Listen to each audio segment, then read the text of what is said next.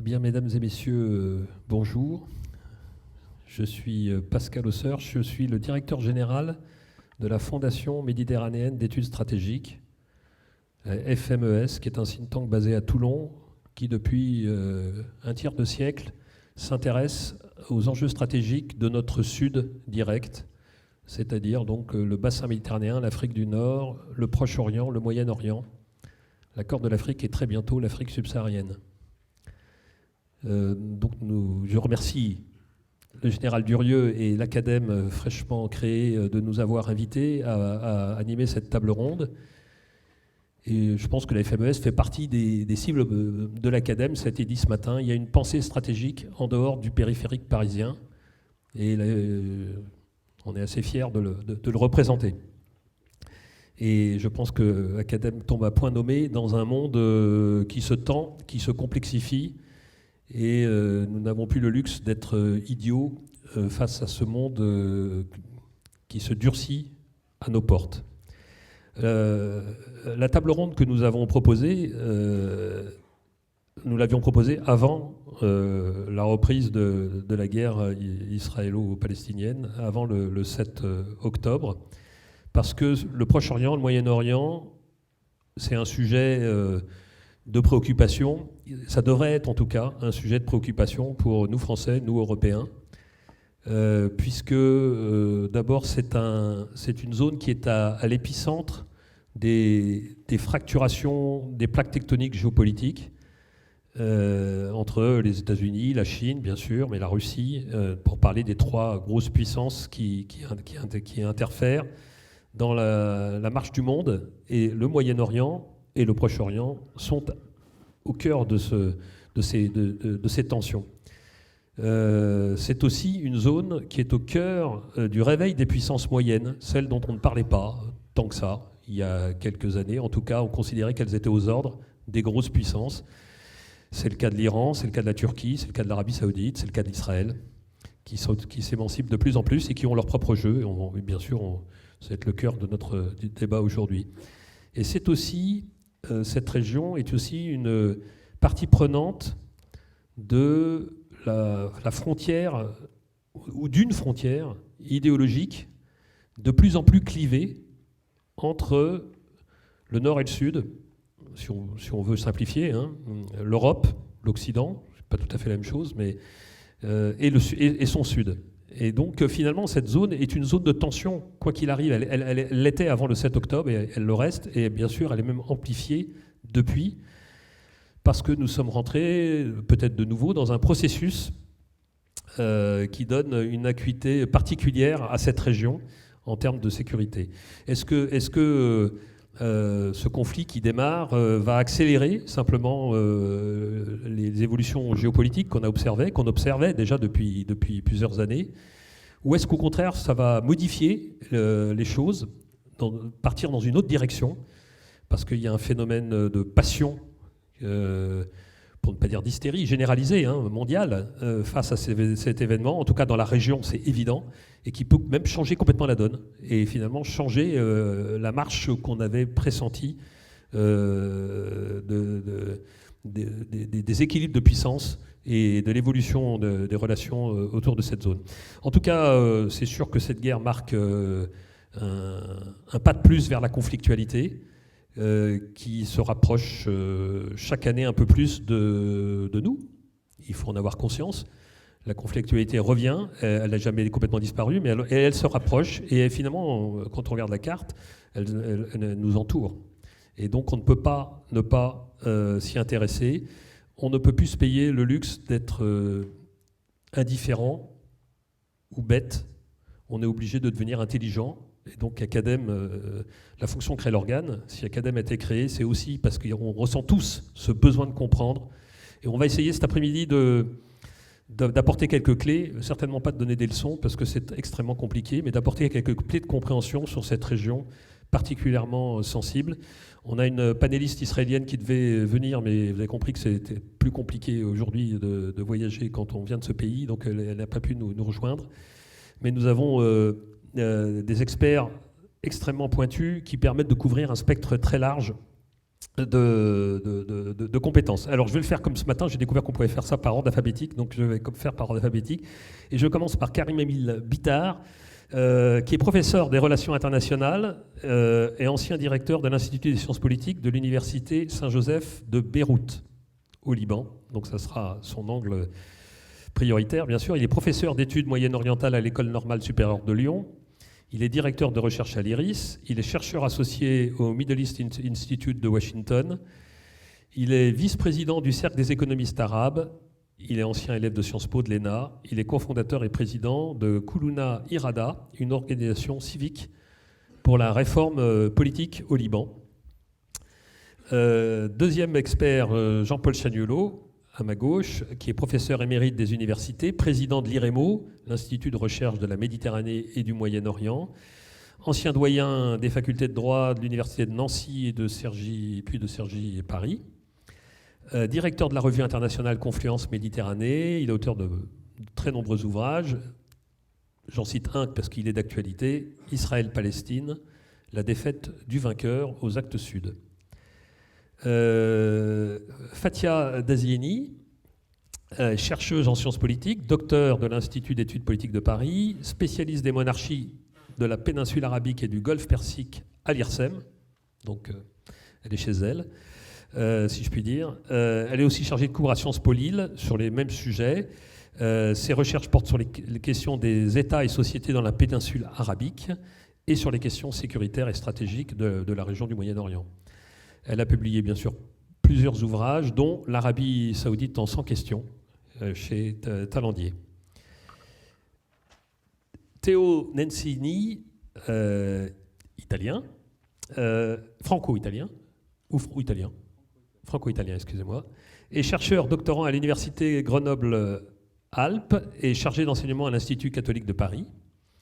Diplômé de Sciences Po Grenoble, il a étudié un semestre à l'Université de Téhéran. Donc il est spécialiste de l'Iran et des relations entre la Chine et l'Iran, auteur de l'ouvrage « L'Irak chiite parle persan » chez l'Harmattan l'année dernière. Et il travaille sur les recompositions des équilibres interétatiques au Moyen-Orient. Et enfin, Pierre Razou, qui est le directeur académique de la FMES, donc que je pratique souvent, qui est docteur en histoire, spécialisé dans les conflits contemporains et les relations internationales. Il a servi au sein du ministère de la Défense français et également britannique pendant un temps. Il a servi au Collège de défense de l'OTAN, où il était référent pour le Moyen-Orient. Il est donc directeur académique de la FMES. C'est également un spécialiste reconnu de Serious Game et de Wargame. Et il a écrit de nombreux ouvrages, dont un livre qui s'appelle Tsahal, Nouvelle histoire de l'armée israélienne, qui est paru chez Perrin, aux éditions Perrin. Voilà, donc vous avez vu qu'on a un panel qui permet de recouvrir beaucoup d'angles. Et je propose, pour une fois, de partir du particulier vers le général et de partir par l'événement qu'on a tous en tête aujourd'hui. J'en profite pour dire que c'est des débats extrêmement chauds. Il suffit d'ouvrir une télé, une radio ou un journal pour voir à quel point les choses peuvent devenir vite émotionnelles, voire un peu hystériques. Évidemment, on est là dans le temple de la pensée de la stratégie militaire, et donc on est là pour la réflexion. Donc j'en profite pour dire à l'avance que je souhaite que ces débats soient les plus apaisés possibles. La contradiction est bien sûr la bienvenue, sinon ça n'aurait aucun sens. Mais bien sûr, une contradiction argumentée et qui accepte le point de vue de l'autre. Voilà, ceci étant dit, je reviens sur le fond. Je propose, et je demande à Jean-Paul Chagnolot de poser la question de ce qui se passe en Israël et en Palestine et avec le Hamas aujourd'hui. Quelle est votre vision? D'où tout cela vient-il? Et quelle est la situation vue de votre point de vue, expert de la Palestine? Je vous remercie de cette invitation et de cette question très difficile, parce qu'en fait, il faudrait en quelques minutes se dégager, se retirer, prendre un peu de distance à l'égard d'un moment dans lequel nous sommes tous, quelles que soient nos positions, dès lors qu'on s'intéresse à ces questions, pris par une très forte émotion. des émotions de nature différente que d'autres ailleurs, qu'il s'agisse des Palestiniens, des Israéliens, ressentent aussi autrement. Mais cette émotion, elle est tout à fait considérable pour des raisons évidentes. Et donc il est difficile, dans ces conditions, avec le poids de ces émotions et de ce qu'elles sous-tendent, aussi en termes de passion, de représentation, d'essayer de donner quelques éléments, je n'oserais pas dire objectifs, parce que ça n'a pas de sens, mais en tout cas qui permettent peut-être de démarrer une réflexion ou une discussion. Et je pars d'un point, en prenant juste un peu de distance, en 4 minutes, 5 minutes. Ce point de distance, c'est tout n'a pas commencé, évidemment, ce jour tragique, à tous égards, du 7 octobre. Il y a une histoire derrière ça. Et pour résumer ça en quelques mots, pour le comprendre, en tout cas pour avoir un angle d'approche, pour être plus modeste, je ramènerai ça à un seul mot, refus. Et si j'analyse un peu plus près, je dirais un triple refus. Le premier refus, c'est un refus de la paix. Le second, c'est le refus de la communauté internationale de s'impliquer. Et le troisième refus, c'est celui, au fond, de ne pas comprendre que le statu quo là-bas était intenable. Alors, en quelques mots, j'illustre ces 3 points. Le premier point, c'est refus de la paix. En allant vraiment à l'essentiel, si je reviens une seconde à quelque chose qui paraît si loin, mais quelque part est si proche, c'est Oslo. Oslo était une espérance pour tout le monde, et pour les Palestiniens comme pour les Israéliens. Sauf que il y avait du côté palestinien comme du côté israélien des forces qui ne voulaient pas de paix, qui ne voulaient pas de compromis, qui refusaient la paix. Du côté palestinien, c'était clairement le Hamas. Le Hamas a tout fait, y compris des attentats terroristes, à des moments très précis, à un moment clé du processus d'Oslo, quelque temps notamment après l'assassinat de Rabin par un extrémiste israélien. Ces attentats ont déstabilisé les choses. Je ne veux pas en dire plus, mais c'était vraiment un exemple très concret, cette manière d'écarter toute possibilité de compromis. Et du côté israélien, il faut bien comprendre qu'il y avait aussi des forces très violentes, pas de même nature, mais quand même, ça a conduit à l'assassinat de Rabin le 4 novembre 1995, et le principal acteur qui menait cette coalition contre Oslo, qui disait que c'était le problème et non pas la solution, c'était Benjamin Netanyahou, qui à ce moment-là était Premier ministre de 96 à 99. Donc refus. Alors on pourrait beaucoup développer ça, mais ce refus, il est structurel. Je vous parle des années 95, 16, 17, mais on pourrait reprendre toutes les années jusqu'à aujourd'hui. On est toujours dans la même posture, un refus, parce que les uns veulent un État islamique, les autres veulent un État juif sur toute la Palestine. Et c'est ça qui est effectivement un point majeur, ce refus de la paix par des forces qui sont aujourd'hui très importantes et qui, pour certaines, sont, comment dirais-je, démonétisées complètement en faisant des actes terroristes effroyables. Le deuxième refus, c'est le refus de la communauté internationale de s'impliquer. Et en quelques mots simplement, pendant toute une période, il y a eu implication de la communauté internationale. Après le naufrage d'Oslo, il y a eu beaucoup de choses. Le quartet, on a oublié ce que c'était, mais c'était important à ce moment-là, qui consacrait l'idée d'une solution à 2 États, qui est la seule possibilité, d'un point de vue théorique. Puis ensuite, il y a eu Barack Obama et sa volonté d'essayer de faire quelque chose. Et puis, il y a eu une résolution fondamentale, le 23 décembre 2016, qui a remis tous les principes. Et les Américains n'ont pas voté, mais ils ont très largement travaillé à sa fabrication. Et c'est une résolution majeure qui dit tout, et notamment qui dit le statu quo n'est pas viable, il faut très vite aller vers une solution à 2 États. Et puis, à partir de 2017, tout bascule. La communauté internationale, qui déjà s'en était un peu désintéressée malgré ce vote au Conseil de sécurité, eh bien, la communauté internationale va s'en désintéresser, ou plutôt avoir une appréhension très réductrice. Et un des principaux acteurs de cette réduction, c'est Donald Trump qui arrive en janvier 2017, c'est-à-dire quelques jours après le vote de cette résolution sous l'administration Obama. Et cette politique qui va être mise en place par les États-Unis, mais aussi globalement par les Occidentaux, c'est en gros, en 2 mots, essayons de faire en sorte qu'on gère simplement la question israélo-palestinienne, qu'on arrange ça d'un point de vue un peu économique, mais qu'on ne peut pas le régler. Donc gérons-le. Et d'un autre côté, clé de voûte de cet aspect, de la politique, c'est normalisons, et c'est la politique de normalisation avec les Émirats arabes unis, Israël, le Bahreïn, le Soudan et, c'est très important, le Maroc. Donc c'est ça le contexte. Et donc la communauté ne s'intéresse plus guère. Et je voudrais une anecdote, parce que je fréquente évidemment un peu ces milieux, diplomatiques en particulier, et il n'y a pas très longtemps encore, un important diplomate français à qui je demandais mais où en est la politique française sur le sujet, il m'a répondu « Vous vous intéressez encore à cette question ?» Et cette petite phrase, elle en dit beaucoup. Donc refus de la communauté internationale qui d'un coup redécouvre avec violence ce qu'est la réalité israélo-palestinienne. Puis enfin, troisième refus, en reprenant la phrase de la résolution du Conseil de sécurité, le statu quo n'est pas viable. Il faudrait ajouter qu'il n'y a pas de statu quo d'ailleurs, parce que la situation se dégrade tout le temps, tous les jours. Mais c'est tout à fait fondamental, cette idée que le statu quo n'est pas viable. C'est quoi ? Un, c'est l'enfermement de 2 300 000 personnes à Gaza depuis 2007 est évidemment impossible à tenir. Toute une jeunesse est enfermée là depuis 20 ans, une jeunesse, soit dit en passant, qui sont les fils ou petits-fils des réfugiés de 48. Donc c'est des destins vraiment tragiques, une désespérance absolue. Deuxième refus de voir le statu quo, c'est ce qui se passe en Cisjordanie et à Jérusalem-Est, c'est-à-dire une accélération de la colonisation encore plus forte avec ce nouveau gouvernement dans lequel il y a des suprémacistes qui veulent absolument annexer l'ensemble des territoires de Cisjordanie. Et par conséquent, les Palestiniens de Cisjordanie sont dans une souffrance importante et ce n'est pas tenable.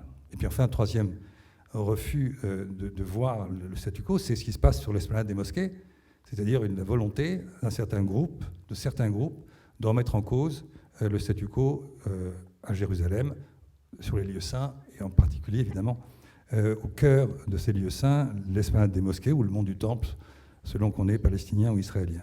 Donc ce triple refus ne pouvait pas ne pas conduire à des violences.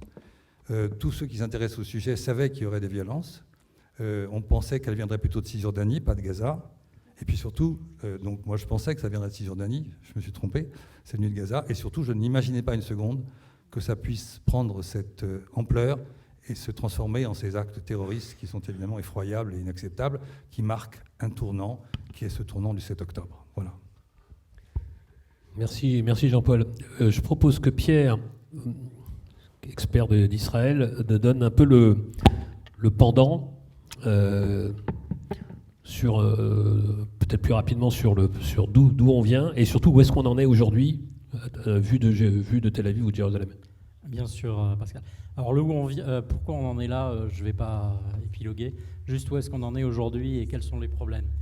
Ma compréhension, c'est que le gouvernement israélien, les élites israéliennes, les élites israéliennes font face à des dilemmes. Le premier dilemme, c'est celui de Netanyahou et de son gouvernement qui, globalement, ont vendu à la population israélienne le fait que la menace existentielle, c'était l'Iran. Donc pendant 20 ans, ils ont dit c'est l'Iran, les Palestiniens, on gère. Ben non, la preuve, c'est qu'ils n'ont pas géré et qu'aujourd'hui, ça leur a éclaté la figure. Et donc aujourd'hui, le problème de Netanyahou et de sa coalition gouvernementale, c'est d'assumer. Netanyahou l'a fait hier soir apparemment, puisqu'il a dit je rendrai des comptes à la nation. Donc en fait, il est écartelé entre ce qu'il a dit pendant longtemps et ce qui se passe sur le terrain. Il est écartelé aussi, c'est un autre dilemme, entre sa population qui lui demande à la fois quelque part d'appliquer la loi du talion et d'éradiquer la branche militaire du Hamas, et je dis bien la branche militaire du Hamas, et les États-Unis et les Européens qui l'appellent à la retenue pour lui dire, au cas où vous ne l'auriez pas compris, vous faites la guerre sur le terrain, il y a une guerre sur le terrain, c'est certain, mais il y a aussi une guerre médiatique, et si vous allez trop fort, vous allez perdre la guerre médiatique, et sous-entendu, nous, États-Unis, on la perdra avec vous. Donc, faites attention, je vous rappelle aussi qu'on a quelques otages à libérer, donc soyez prudents dans vos modes d'action. Le troisième dilemme, c'est l'extension du conflit. Et c'est où cette extension ? Donc, bien entendu, tout le monde parle du Front Nord, le Hezbollah, etc. Je laisserai mon camarade en parler, mais mes camarades en parler, à la fois sur le plan libanais et iranien. Ma compréhension et la compréhension d'un certain nombre d'Israéliens, c'est qu'aujourd'hui, ni le Hezbollah ni l'Iran n'ont intérêt à se lancer dans un choc frontal avec Israël et les États-Unis.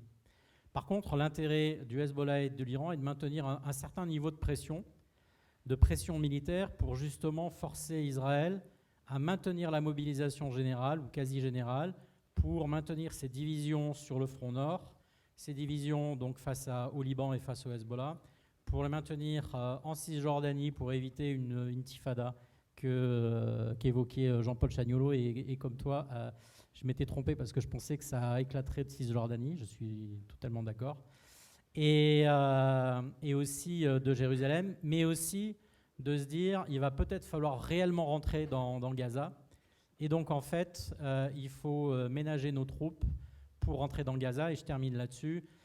Ma compréhension, c'est qu'aujourd'hui, Netanyahou et ses généraux essayent de retourner ce qui était perçu comme un désavantage, c'est-à-dire le fait qu'il faille reporter l'assaut terrestre sur Gaza City, c'est-à-dire sur la bande nord de Gaza, comme une force tactique, c'est-à-dire pour inverser le rapport de force, pour dire en tout cas, pour affaiblir et fatiguer la branche armée du Hamas, qui aujourd'hui est retranchée dans Gaza, qui à la limite appelle de ses voeux l'assaut israélien pour leur dire on va transformer Gaza en Grozny ou Mariupol ou Mossoul ou Raqqa, et les Israéliens qui disent non, en fait on le fera quand ça nous arrange et quand vous serez bien fatigués, donc maintenant en fait c'est vous qui allez attendre, et c'est la fatigue, elle est de votre côté.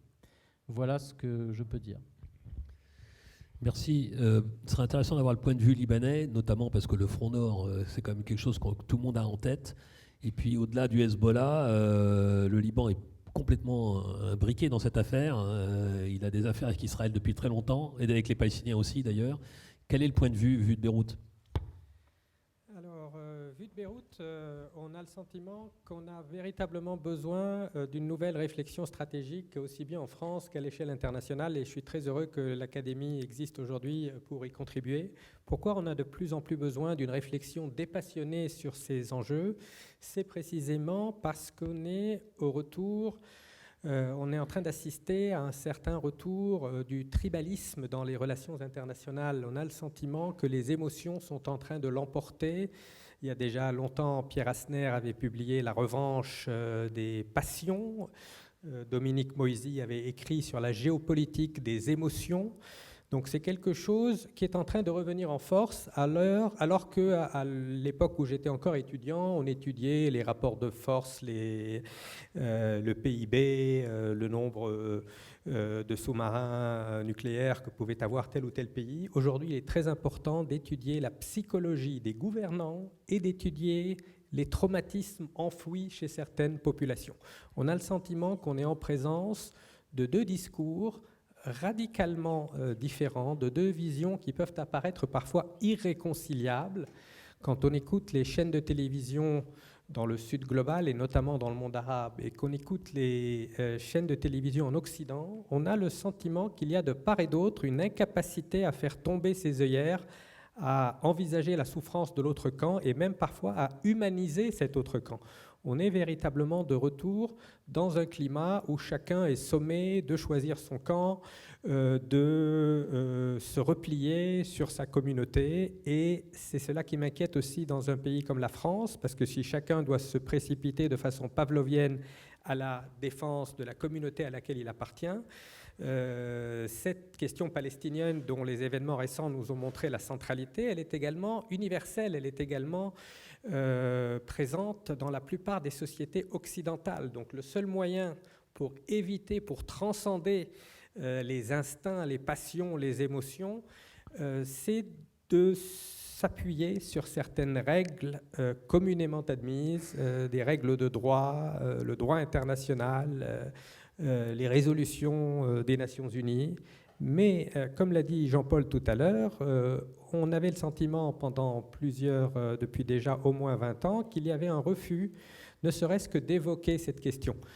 Tout le monde savait que toute une série de résolutions internationales étaient violées quotidiennement, et on voulait oublier en quelque sorte ce conflit israélo-palestinien. On nous disait circuler, il n'y a plus rien à voir, c'est devenu un conflit mineur, un conflit de basse intensité. Et cet effroyable carnage du 7 octobre est venu nous rappeler la persistance, la centralité et l'universalité de la question palestinienne. Le Liban est un des pays qui est le plus directement touché par cela depuis des décennies. Et aujourd'hui, les risques de voir s'ouvrir un second front ne sont pas du tout à négliger, quand bien même les acteurs, si on suppose qu'ils sont rationnels, n'auraient pas intérêt, ni Israël, ni l'Iran, ni le Hezbollah, pour des raisons très différentes, n'auraient pas intérêt à l'ouverture immédiate de ce second front. Si l'opération terrestre à Gaza tourne au bain de sang, ce qui est fort probable, si le Hamas est sérieusement affaibli, si les esprits s'enflamment, il n'est pas exclu que l'Iran puisse inciter ses alliés régionaux, et notamment le Hezbollah, à ouvrir un second front.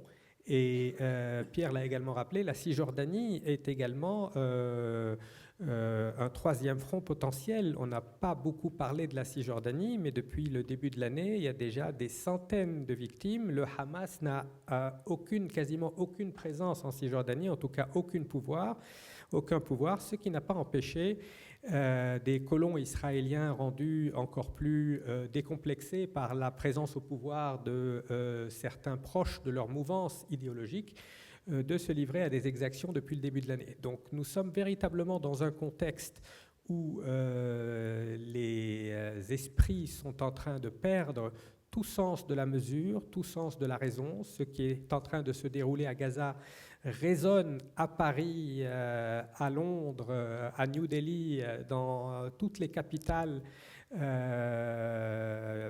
du Sud global. Même en Amérique latine, il y a un très fort sentiment de solidarité. Donc aujourd'hui, cette académie et la France seront attendus sur ces questions-là, parce que c'est précisément des voix qui manquent depuis une vingtaine d'années. Beaucoup au Moyen-Orient ont un désir d'Europe et un désir notamment de voir la France continuer de faire entendre sur la scène internationale un son de cloche un peu discordant. On sait bien que la France fait partie du camp occidental et cela est tout à fait naturel, mais à certains moments clés, le général de Gaulle avait fait entendre un son de cloche discordant, ce qui a permis à la France pendant plusieurs décennies de bénéficier d'un capital de sympathie absolument considérable. Qu'il s'agisse du discours de Phnom Penh ou de la position du général de Gaulle en 1967 ou de l'opposition de la France à la guerre d'Irak en 2003 ou des prises de position de François Mitterrand sur la nécessité de créer un État palestinien alors même qu'il exprimait sa sympathie avec Israël en y allant alors que son prédécesseur n'y avait jamais été. La France a joué un rôle absolument décisif et pourrait continuer de le faire à condition toutefois qu'elle ait le courage de porter une voix qui ne soit pas exactement celle des autres pays. Ce qui me fait un peu de la peine ces jours-ci, c'est qu'on a le sentiment qu'il n'y a plus grand-chose qui distingue la France des autres pays occidentaux. Et c'est une opinion qui est partagée par les opinions publiques au sud de la Méditerranée, alors même qu'ils estiment que la France a encore un rôle à jouer et qu'elle ne devrait pas se résigner, même s'il ne faut pas forcément avoir des rêves de grandeur. Il suffit de faire entendre un son de cloche. Ce qui reste, c'est cette fonction tribunicienne, ce magistère de la parole. Et aujourd'hui, hélas, la France ne peut plus véritablement jouer le rôle qu'elle jouait il y a une vingtaine d'années. La visite du président a été utile cette semaine. Elle a permis un certain rééquilibrage. Elle a montré que la France pouvait parler à tous les acteurs. Mais on est dans un monde où les cartes sont en train d'être rebattues très vite, où la Russie, la Chine, les nationalismes autoritaires partout dans le monde, on le vent en poupe, où les puissances moyennes, et vous l'avez dit très bien dans votre introduction, sont un véritable game changer, comme disent les Américains, parce qu'on n'est plus comme à l'époque de la guerre froide, où on savait à l'avance que tel pays était dans le camp soviétique, tel pays était dans le camp américain. Aujourd'hui, les puissances moyennes sont souvent tentées d'envoyer des signaux à leurs protecteurs, même lorsqu'ils sont sous l'ombrelle géostratégique des États-Unis. S'ils sont vexés par un certain discours américain sur la démocratisation, sur les droits de l'homme ou autre, ils peuvent très vite faire des appels du pied à M. Poutine ou à la France ou à d'autres. Donc parmi les alliés régionaux des États-Unis, on est en train d'assister à des repositionnements assez significatifs, notamment dans les pays du Golfe, et Fatiha sera plus à même que moi d'en parler. Oui, merci Karim Emile. Si je puis me permettre, la question, enfin, il ne me semble pas que ça soit un objectif en soi d'avoir un son de cloche différent, mais surtout le fait d'avoir un son de cloche unanimiste montre surtout l'absence de réflexion autonome. C'est surtout en tant que symptôme d'un manque de réflexion stratégique que ça pose problème, parce qu'en soi, être d'accord avec les autres n'est pas en soi nécessairement une faute. Mais ce qu'on a évoqué là, c'est quand même qu'on a tous pris plusieurs séquences de rupture dans les années qui précédentes. On passe de cette indifférence que vous aviez évoquée qui a amené à ce refus de voir, de s'impliquer, tout bêtement parce que l'économie devait tout régler. Il suffisait d'arroser un peu Gaza d'argent du Qatar et de l'Union européenne et on aurait réglé les problèmes. À la géopolitique, ça on l'a bien vu déjà avec l'Ukraine, où là les rapports de force entre États sont devenus beaucoup plus brutaux, où chacun finalement défend son intérêt, qui n'est pas nécessairement économique, qui peut être aussi des bêtes d'intérêt de puissance, voire d'amour-propre. Et là, on a vous l'avez tous dit, on a encore une nouvelle étape, c'est cette affaire d'opinion publique, de passion. Donc là, on n'est plus dans l'intérêt géopolitique froid, c'est plus les monstres froids qui parlent, c'est au contraire les populations chauffées à blanc, avec des réseaux sociaux, avec des manipulations, c'est sûr, avec en plus maintenant des outils comme l'intelligence artificielle qui peuvent et qui pourront à l'avenir encore plus créer des réactions complètement épidermiques, voire hystériques, que les chefs d'État auront du mal à manœuvrer. Et Fathia, je voudrais que vous nous parliez de ce qui se passe dans la tête des gouvernants, si possible, et des populations, parce que ce clivage gouvernant-population est clé au sein du monde arabe, dans le Golfe, mais peut-être également en Égypte, en Jordanie. Comment vous analysez ça ? Alors, un peu dans la continuité de ce que vient de dire Karim Emile Bitar, voilà, je ferai plusieurs constats avant d'essayer de répondre à cette vaste question. Premièrement, effectivement, premier constat, c'est le décalage de plus en plus croissant entre, effectivement, la compréhension du monde par les Occidentaux et celle des pays du Moyen-Orient, et notamment des pays du Moyen-Orient les plus proches de l'Occident, à savoir les monarchies du Golfe, mais aussi l'Égypte et la Jordanie, qui sont traditionnellement des alliés, de puissants alliés arabes des États-Unis et des Occidentaux.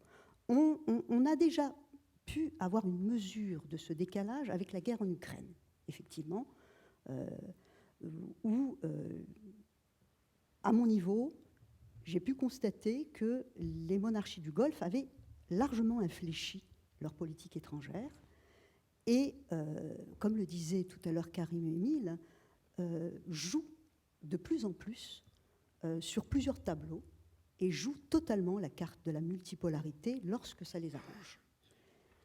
Avec cette nouvelle guerre, qui est, si je ne me trompe pas, la 4e entre Israël et la 5e, ouais, on en est à la 5e, en 15 ans, à Gaza, il y a une sorte... alors, il y a des divergences au sein du monde arabe, mais il y a quand même un unanimisme pour considérer que les principaux États occidentaux responsables, qui ont une responsabilité dans la gestion du conflit, sont en décalage faramineux par rapport à leur position, à savoir les États-Unis, la Grande-Bretagne et la France, même si la visite du président Macron, avec l'envoi d'aide humanitaire, etc., a pu un petit peu rééquilibrer la position de la France.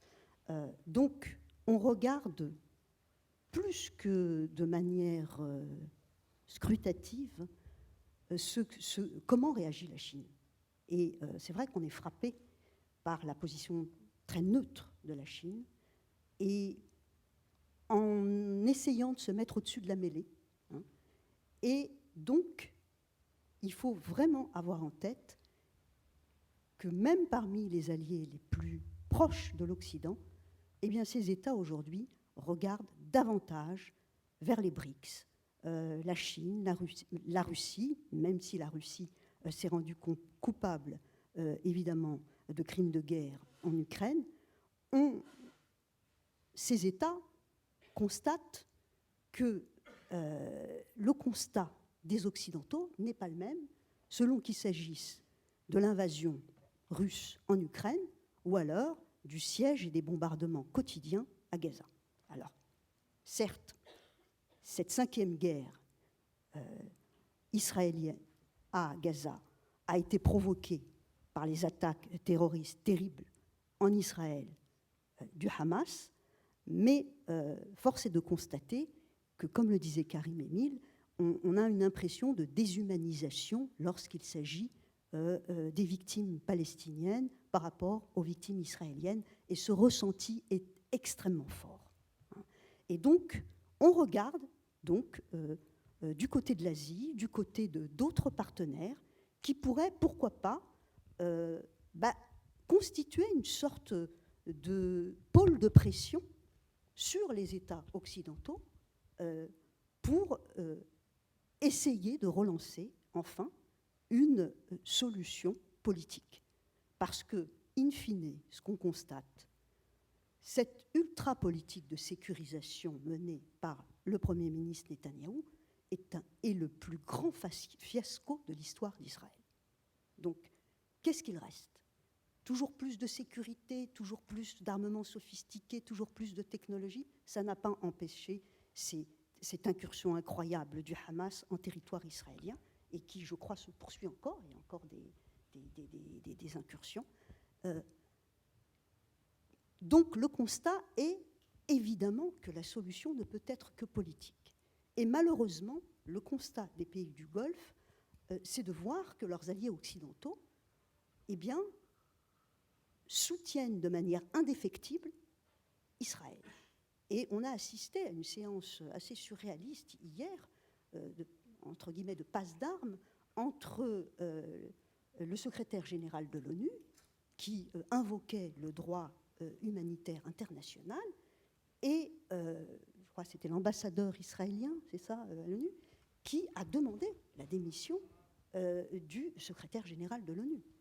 Et ce type de réaction, eh bien, n'entraîne aucune réaction, justement, du camp occidental.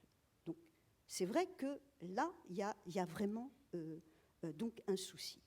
Alors, pour en revenir directement à la question, alors tout cela, effectivement, se déroule pourtant dans un contexte qui paraissait plutôt apaisé, où on a assisté à la normalisation des relations entre Israël et certains États arabes, notamment les fameux accords Abraham censés changer la face du Moyen-Orient. Bon, on voit que finalement, ces accords Abraham, c'était des accords bilatéraux qui ont été contractés entre les Émirats arabes unis, Bahreïn et Israël, dans un premier temps, le 15 septembre 2020, sous les auspices du président Trump, mais que c'était des accords transactionnels, et qu'il s'agissait surtout de se mettre d'accord pour faire pression sur la menace iranienne. Quant au Maroc, qui s'est joint à ces accords Abraham en décembre 2020, c'était très clairement pour troquer la question de la marocanité du Sahara occidental. Donc la question palestinienne est totalement passée aux oubliettes. Il y avait des insistances très fortes sur l'imminence d'une normalisation entre Israël et l'Arabie saoudite. Et là, effectivement, c'est une autre paire de manches, puisque l'Arabie saoudite, c'est cet État qui abrite les lieux saints, et donc l'Arabie saoudite, plus grand donateur du monde arabe pour la question palestinienne, et traditionnellement aussi le pays, et ça, je crois, Jean-Paul, tu l'as oublié dans les refus, le pays qui a initié le plan de paix arabe adopté à Beyrouth en mars 2002 et qui n'était rien moins que la normalisation des 22 États arabes avec Israël, donc normalisation des relations diplomatiques, contre l'échange de la terre et donc de la création d'un État palestinien sur ses frontières de 1967. Alors on voit bien que les accords Abraham n'ont pas du tout évoqué ces questions et que l'Arabie saoudite a toujours, en tout cas le prince héritier, le ministre des Affaires étrangères saoudien, tous les acteurs politiques saoudiens, même si aujourd'hui il n'y en a qu'un seul qui compte, c'est Mohammed Ben Salman, et qui est lui-même obligé de prêter attention à ce que dit son père, qui est encore quand même le souverain, et son père, le roi Salman, est extrêmement attaché à cette initiative de paix qu'avait initiée donc son demi-frère, le roi Abdallah, en février 2002, et auquel le roi Salman reste très attaché. Donc la création d'un État palestinien sur les frontières de 1967 contre la normalisation de la relation avec Israël. Le prince héritier s'est distancié de cette position parce que c'est quelqu'un, d'abord, il est de sa génération et, comme beaucoup, pensait que la question palestinienne était enterrée, qu'elle n'était plus vraiment mobilisatrice et qu'il avait pour son pays, de toute façon, la volonté et l'ambition d'en faire la grande puissance de l'Asie occidentale, et avec tous ces méga-projets, et donc, de facto, une relation officieuse, mais très forte, avec Israël, que ce soit sur le plan commercial, des technologies, Neom, cette fameuse cité futuriste, elle est pleine de projets avec des start-up israéliennes. Donc, c'est cette pacification de la région par l'économie et par tous ces projets extrêmement porteurs que le prince héritier envisageait une normalisation avec Israël. Bien entendu, vis-à-vis de sa population, il répétait à souhait que cette normalisation ne se ferait qu'avec des concessions importantes d'Israël. L'arrêt de la colonisation, l'arrêt des provocations des colons sur l'esplanade des mosquées, et bien sûr des concessions assez importantes de la part du gouvernement israélien pour faire poindre quand même la lumière au bout du tunnel et la création d'un État palestinien, sans parler effectivement des frontières sur 1967. Qu'est-ce qui s'est passé depuis le 7 octobre ? Contrairement aux pays signataires des accords Abraham, donc Bahreïn, Émirats arabes unis et le Maroc, l'Arabie saoudite elle a condamné les attaques du Hamas en Israël, mais elle a imputé l'entière responsabilité de ces attaques à l'intransigeance du gouvernement Netanyahou, alors que les pays signataires des accords Abraham ont condamné fermement ces attaques terroristes et qui ont provoqué donc la réaction d'Israël. Donc depuis, il y a une autre date qui est importante en dehors du 7 octobre, c'est le 17 octobre, c'est l'explosion de cet hôpital Al-Ahli à Gaza, où les Israéliens et le renseignement américain semblaient essayer de dire que ce n'était pas imputable à l'armée israélienne, mais que cela provenait du djihad islamique. Alors, l'ensemble des États arabes, évidemment, ne croient absolument pas à cette version, et c'est ce qui a, durci le discours, y compris des États signataires des accords Abraham. Donc, je ne sais pas si ce sera le prochain round, mais qu'en est-il de ces accords Abraham ? Est-ce que c'est définitivement enterré ? Est-ce que l'Arabie saoudite, l'Arabie saoudite a quand même annoncé qu'elle stoppait les négociations trilatérales, Israël, États-Unis et donc Riyad, pour envisager une normalisation. Personnellement, j'ai toujours été extrêmement circonspecte de l'annonce imminente par l'Arabie saoudite de cette normalisation, sachant que le gouvernement israélien n'était prêt à aucune concession, et notamment l'extrême droite, la partie de l'extrême droite de ce gouvernement où il y a quand même un ministre suprémaciste et clairement raciste. Donc l'Arabie saoudite, le prince héritier, il a été interviewé sur Fox News le 21 septembre, effectivement, s'était adressé mais à un public américain en disant chaque jour on se rapproche d'une normalisation. Ce type de discours, moi qui suis vraiment les débats, quand il y en a, en tout cas des interviews Et la presse saoudienne, etc., je ne l'ai jamais vue à l'adresse du public saoudien. Oui, on voit bien qu'il y a un débat permanent entre la rationalité, les rapports de force. La Chine fait de la géopolitique pure, parce qu'elle se fiche complètement de la problématique de l'islam radical, du terrorisme islamique ou du judaïsme radical. Les Ouïghours, elle a réglé le problème assez radicalement dans l'indifférence générale. Donc finalement, elle peut se permettre de faire de la géopolitique, ce qui est moins facile, il faut le reconnaître, pour des pays européens notamment, pour qui ce sujet n'est pas un sujet abstrait, mais un sujet concret de politique de sécurité intérieure. Donc on se rend bien compte que c'est beaucoup plus simple d'être froid et rationnel quand on est la Chine. Et c'est intéressant parce que les accords d'Abraham sont aussi l'illustration d'une forme de rationalité géopolitique qui faisait complètement abstraction des problématiques d'émotion, d'opinion publique au sein du monde arabe. Et tout le monde savait qu'il y avait quand même une coupure assez nette entre les dirigeants des Émirats, de Bahreïn ou du Maroc d'ailleurs, et leur population sur ces sujets.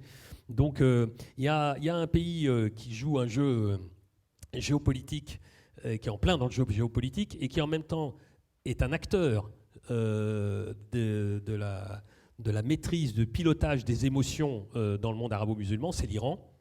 Quelle est l'analyse, ce double jeu géopolitique d'un côté et en même temps utilisant le levier des émotions et de l'islam politique notamment, vu d'Iran, comment ça se passe? Alors, merci beaucoup pour cette invitation. C'est un véritable honneur pour moi d'intervenir dans le cadre de ce panel. Ça me fait presque bizarre, drôle d'être entouré de personnages dont j'ai lu les travaux et qui ont fortement contribué à forger mon esprit critique. Pour répondre à votre question sur l'Iran, je pense pouvoir dire que l'Iran se sent le grand gagnant de cette affaire. Et je pense que même objectivement, on peut leur donner raison. L'Iran, c'est la simple réactivation du conflit israélo-palestinien qui était un objectif stratégique de l'Iran, mais plus exactement, comme vous dites, plus une question dans les cœurs, plus une question d'estomac, de ventre, dans la mesure où ça permet à l'Iran de gagner d'un point de vue, enfin de remporter, d'avoir des retombées positives d'un point de vue politique, diplomatique et stratégique, et je vais m'expliquer. Il y a 4 grands effets, à mon sens, positifs pour le régime iranien du fait de cette réactivation du conflit israélo-palestinien. La première dimension, elle a affaire à la politique intérieure de l'Iran, au fait que le soutien à la cause palestinienne fasse partie, parmi d'autres, mais c'est un des grands dogmes fondateurs de l'idéologie de la République islamique d'Iran. Et effectivement, le fait que cette question, comme cela a été dit précédemment, ait été délaissée, et on voit bien même des diplomates français soutenir directement cette analyse, et ben c'était un enjeu une question qui n'allait pas véritablement dans le sens de l'Iran. Et le fait qu'elle ait été réactivée, et ben ça permet à l'Iran premièrement de se légitimer, au régime de se légitimer politiquement en interne. Tout simplement en disant à sa population, vous voyez bien, nous sommes du bon côté, ne nous renversez pas. Parce que pour comprendre la situation iranienne, j'imagine que je ne l'apprends à personne, le régime fait face à une situation structurellement fragile. C'est un régime qui a une position de force particulièrement prégnante depuis une petite dizaine d'années à l'extérieur, mais qui fait face à des véritables enjeux de stabilité en interne.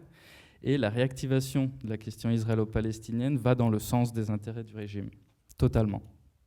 Et on l'a bien vu, les manifestations dans les rues des principales villes iraniennes en soutien de la cause palestinienne, et notamment depuis le bombardement de l'hôpital à Gaza le 17 octobre, ont été massives, Et qu'elles aient été ou pas organisées par les autorités, à mon sens, cela fait peu de différence. Et pour avoir vécu en Iran, pour connaître les Iraniens et échanger tant que possible avec eux, je peux vous assurer que bien que certains Iraniens soient extrêmement critiques de la politique du régime, je peux vous assurer qu'ils sont très majoritairement, ils soutiennent la cause palestinienne. Donc déjà, du point de vue de la politique intérieure.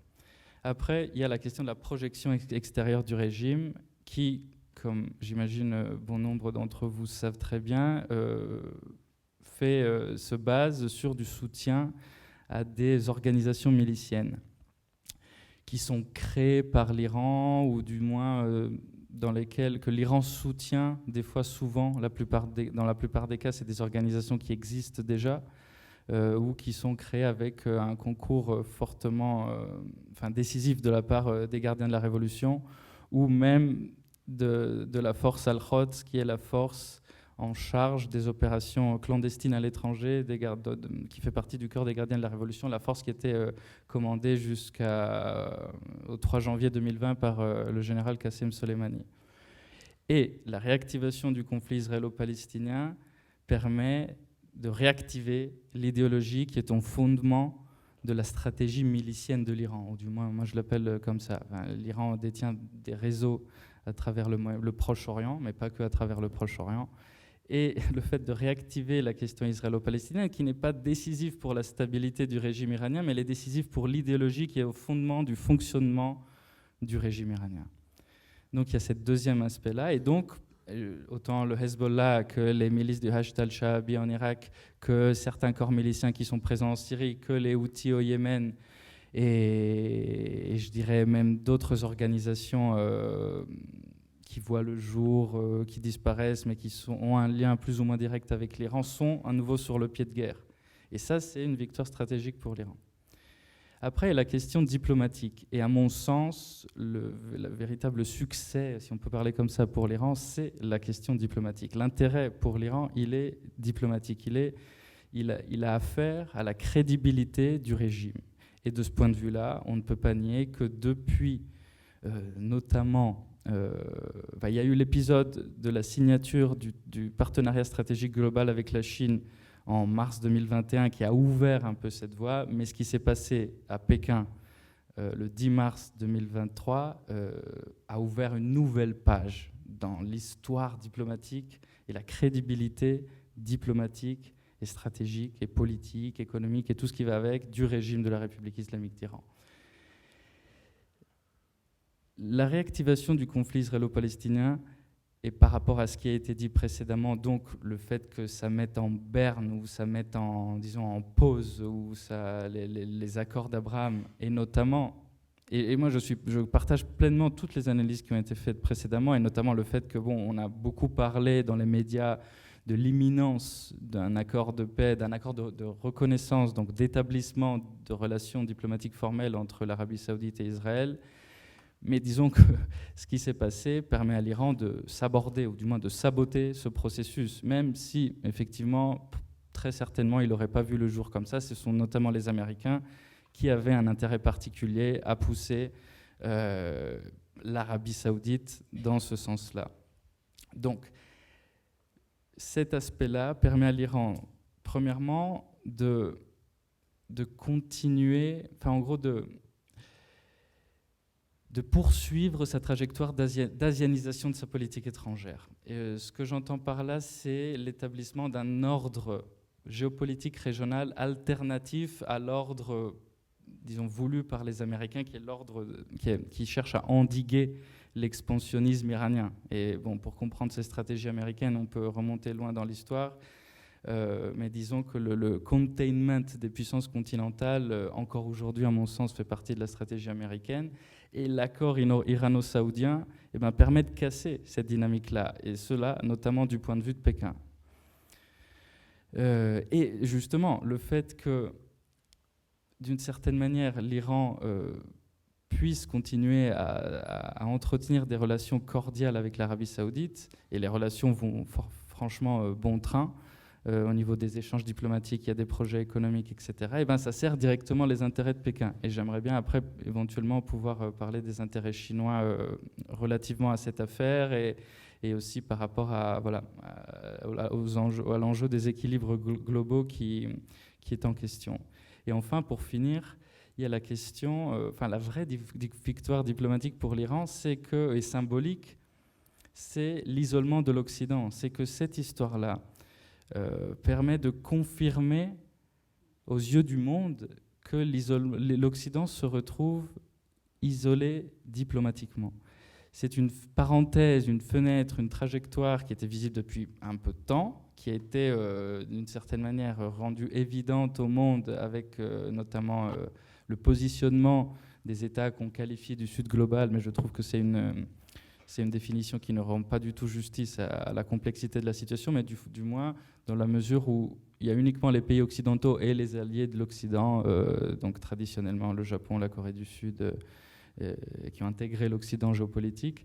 Mais bref, le reste du monde n'a pas sanctionné la Russie, ou du moins ne participe pas directement aux sanctions contre la Russie, mais c'était encore quelque chose un peu de cantonné à la question de la Russie, et donc qui politiquement ne payait pas. Mais là, l'Iran se rend bien compte, et voilà, on est tous témoins, que la question et la cause palestinienne avec elle, eh ben, elle enflamme les populations au Moyen-Orient, et même bien au-delà du Moyen-Orient. Et donc c'est ça la victoire diplomatique pour l'Iran, c'est de démontrer, de rendre évident au monde le fait que l'Occident se retrouve isolé. Et donc l'Iran, la République islamique d'Iran, qui a été isolée pendant 40 ans, elle reprend sa revanche. Enfin, c'est pas exactement le bon terme, mais disons que le sentiment à Téhéran est celui-là, le sentiment que les choses sont en train de changer et que ces crises vont dans le sens des intérêts iraniens. Oui, un mot pour dire qu'en Afrique, c'est probablement, un peu paradoxalement, sur ce sujet-là, une partie du continent africain qui, lui, ne s'est pas complètement aligné, alors que pour l'effort de l'Ukraine, c'était clairement le choix. La carte montre bien le choix que vous avez invoqué. Mais fort de ce que vous venez de dire, est-ce que vous pensez que l'Iran va empocher ses gains, et donc va stabiliser les choses, parce que finalement il a gagné et que ce n'est pas la peine d'aller plus loin, parce qu'on risque de partir après dans une fuite en avant où on peut tout perdre? Ou est-ce qu'au contraire, il va essayer de pousser un peu ses pions pour essayer d'en avoir encore plus? Et là, on peut penser à ce qui peut se passer au Liban. La Palestine n'est pas une question vitale pour l'Iran. C'est une question symbolique, c'est un atout, mais les dirigeants iraniens essaient d'en prendre que le côté positif. Donc en gros, tout cela pour dire que l'Iran ne va pas s'engager dans un conflit tant que ses intérêts vitaux ne sont pas entachés. Le Hezbollah, ça fait partie à un certain égard de ses intérêts vitaux, mais d'une manière certainement éloignée. Donc je pense que... Et puis aussi, il y a la question de si l'Iran se retrouvait engagé dans un conflit, les Iraniens ne s'engageraient jamais pour la Palestine, ne soutiendraient jamais l'engagement du régime dans un tel conflit. Par contre, ils s'engageraient et probablement soutiendraient même la défense du régime dans le cas où l'Iran se retrouverait attaqué. Donc c'est un peu ça mon analyse. Pour faire bref. Puis après, effectivement, c'est difficile de prévoir le comportement et les décisions du régime iranien dans la mesure où c'est le contraire d'un acteur monolithique. On peut avoir cette impression de l'extérieur, mais le régime iranien, quoi qu'on en dise, fait vraiment est le résultat d'un processus complexe d'équilibre en interne entre une multitude de factions. Par exemple, même à l'intérieur des gardiens de la Révolution, il y a des factions qui prônent une certaine posture stratégique, d'autres qui vont qui prônent la posture inverse. Par exemple, la question des prises d'otages de touristes ou de chercheurs occidentaux, d'après ce que je sais, c'est uniquement des factions, des groupes très particuliers, très précis, qui soutiennent cette politique-là. C'est un peu comme ce qui s'est passé, mais après le régime en profite. Et je voulais faire le parallèle avec la crise des otages de l'ambassade américaine à Téhéran entre 1979 et 1981. Et c'est un peu la même chose. Le régime après s'est rendu compte, et probablement qui a coûté au régime iranien toute sa crédibilité, parce que c'est ce traumatisme fondateur, cette humiliation vécue par les États-Unis qui, à mon sens, explique une grande partie de la manière dont la République islamique d'Iran a été traitée médiatiquement et de son image. Mais disons qu'après, les dirigeants, le guide suprême notamment, qui a le dernier mot sur toutes les questions stratégiques, il va médier, il va se rendre compte que c'est une question c'est un enjeu, une prise d'otage qui peut leur servir dans le cadre de leur stratégie, qui reste asymétrique à quasiment tous les égards. Et donc voilà, c'est un peu tout ce que j'ai à dire par rapport à cette question. Oui, merci. Ce qui est intéressant, c'est qu'on voit que, en quelque sorte, la Palestine est un élément qui fédère des gens qui se détestent par ailleurs, ou qui arrivent, en tout cas, qui sont en rivalité, à minima, voire même qui se détestent franchement, mais qu'on a réussi, en tout cas l'Occident, si elle ne fait pas attention, et l'Europe en particulier, qui est en première ligne, ne fait pas attention à ce qu'il fait, peut arriver à fédérer contre lui sur des éléments très symboliques, à forte tonalité émotionnelle et symbolique, des gens qu'il pourrait astucieusement dissocier et diviser à son profit. Donc c'est un peu, on retrouve un peu ça, on peut en reparler. Je propose qu'on élargisse une dernière fois donc la focale, avant de passer aux questions avec le public, sur le grand jeu général, parce que tout ça, on voit bien, on est parti de cet événement qui enflamme et qui change finalement un peu les stratégies géopolitiques que les chefs d'État avaient programmées les uns avec les autres. Et certains sont gagnants, l'Iran, certains sont perdants, aujourd'hui Israël, et d'autres essayent de changer, de naviguer entre ces écueils, l'Arabie Saoudite par exemple. Mais tout ça, évidemment, rentre dans le grand jeu, Chine, États-Unis, Russie un peu entre les deux. Vous l'avez évoqué, bon, on en reviendra. Je propose qu'on essaye, pour conclure, je vous donnerai à chacun la parole, vous essayez de resituer cet événement dans le cadre général de la rivalité, dans lequel la rivalité qui est une rivalité entre puissances, mais dans lequel la notion de Nord-Sud est extrêmement instrumentalité, est très forte sur ce dossier, puisque, comme ça a été dit à plusieurs reprises, ce dossier est instrumentalisé pour illustrer parfaitement l'opposition Nord-Sud, en disant à tout le Sud, y compris ceux qui n'ont rien à voir avec Israël, rien à voir avec les Palestiniens, ceux qui sont complètement en dehors de ce jeu-là, mais pour dire, voyez, double standard, les forts puissants avec les faibles et faibles avec les puissants, etc. Et donc les mauvais, c'est les Occidentaux et les Européens parmi les Occidentaux. Donc comment vous voyez ça? Comment vous intégrez ce conflit et cette région dans ce grand jeu général dans lequel nous sommes partie prenante, qu'on le veuille ou pas d'ailleurs. C'est ça la question. Je commence par Pierre. Alors très rapidement, moi je vois deux gros points. Le premier, disons deux constats. Le premier constat, c'est que cette question de la guerre entre Israël et le Hamas écartèle tous les pays de la région, y compris tous ceux qui avaient des relations suivies avec Israël. L'Égypte, la Jordanie, la Turquie, les monarchies du Golfe. Et je ne reste que dans les acteurs régionaux. Tout cela avait de bonnes raisons de s'entendre avec Israël sur un certain nombre de points, mais en même temps, là, se retrouvent confrontés à leurs opinions publiques, etc., et même à leur propre, au mantra qu'ils répètent depuis des décennies. Typiquement l'Égypte, typiquement la Jordanie. C'est-à-dire que l'Égypte a fait le président Sisi a dit clairement la semaine dernière à Joe Biden, si vous m'obligez à accueillir les Gazaouis chez moi en Égypte, vous me mettez dans une situation de conflit ouvert direct avec Israël. C'est très fort comme déclaration. Et au passage, ça n'a pas été beaucoup repris par la presse, ni par les médias. Donc ça veut dire que ce qui vient de se passer brouille les cartes au niveau régional.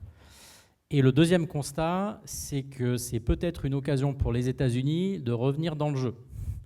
Donc la question majeure, là on l'a éclipsée, mais la vraie question majeure, c'est pour les États-Unis notamment, Au départ, c'était même plus la protection d'Israël, elle était acquise.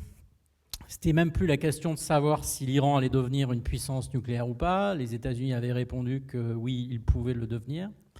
Donc la question majeure pour Washington, c'était comment empêcher la Chine de s'emparer, en termes stratégiques, disons, de prendre l'avantage stratégique au Moyen-Orient. Tout pays du Moyen-Orient confondu, y compris au passage Israël. Et là, ce qui vient de se passer montre que les Chinois, on le disait tout à l'heure, ont une politique certes très neutre, mais en même temps pas très présente. C'est-à-dire ils disent, nous on est là pour faire de la négociation avec tout le monde si vous le voulez, mais sous-entendu, il ne faut pas forcément compter sur nous pour venir sur le terrain, pour rétablir la police, mettre une force d'interposition, etc., etc.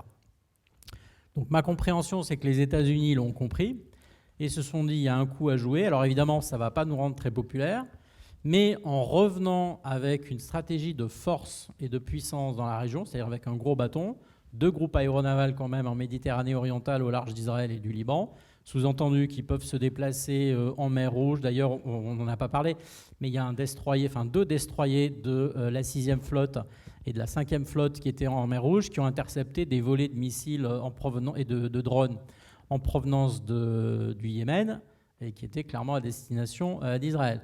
Donc les États-Unis reviennent et commencent à remontrer un gros bâton, en se disant, pour le message à tous les dirigeants de la région, n'oubliez pas quand même qu'on a un gros bâton et que nous, on n'hésitera pas à s'en servir, là où les Chinois, c'est à vous de voir. C'est ce que je voulais dire. Donc on est au cœur de la confrontation et de la rivalité de puissance Chine-États-Unis, plus que jamais. Merci Pierre. Oui. Donc Fathia, qui veut revenir un tout petit peu sur La région. les acteurs de la région, et si vous pouviez parler de l'impact des grandes puissances sur ces acteurs, parce qu'il y a un jeu aussi de ces régionaux, j'allais dire, vis-à-vis des États-Unis d'un côté et de la Russie, et de la Chine, bien sûr, sans oublier la Russie, qui a son jeu. Alors, force est de constater déjà que pour les grands acteurs internationaux, les 2 pays phares qui restent quand même les interlocuteurs les plus importants sur ce conflit sont les pays signataires des vrais accords de paix, c'est-à-dire l'Égypte et la Jordanie. Hein, on a vu tous les quelques chefs d'État européens et le président Biden tenter de voir de participer à des sommets ou de voir le roi de Jordanie, le roi Abdallah II, ou le président Abdel Fattah al-Sisi. Donc ça reste entre guillemets quand même les valeurs sûres. Et puis on a l'État du Qatar, dont je n'ai pas du tout parlé, hein, très souvent présenté comme ayant un jeu paradoxal. Moi, je dirais au contraire que le Qatar reste très cohérent dans sa politique de médiation, qui l'a rendu assez incontournable, et très singulier par rapport aux autres monarchies du Golfe.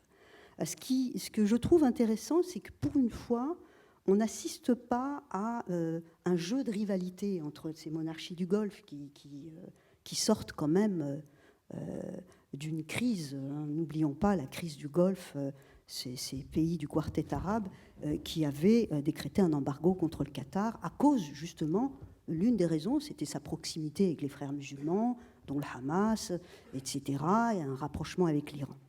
Là, il s'avère que le Qatar est certainement la monarchie du Golfe la plus utile aujourd'hui, y compris à Israël, mais également aux grands interlocuteurs internationaux, puisque le Qatar joue un rôle loin d'être anodin. C'est celui qui négocie quand même la libération des otages, enfin tente de négocier la libération des otages avec le Hamas. Et il ne faut pas oublier que lorsqu'on parle du Qatar qui finance allègrement le Hamas, ça s'est toujours fait, bien entendu, en accord avec Israël. Donc voilà pour le point.